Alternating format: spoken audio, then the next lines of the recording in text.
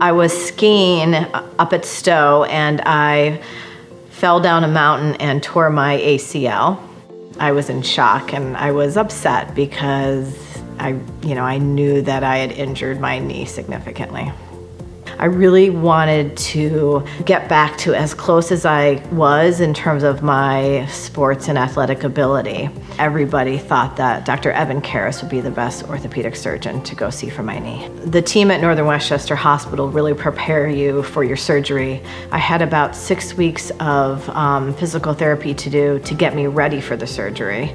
So I felt really confident when the surgery was about to happen that I was prepared. My rehab was done at Northern Westchester Hospital's physical therapy department at Chappaqua Crossing. I work in Northern Westchester Hospital. I live in the community, and the clinical care here at Northern Westchester Hospital is amazing.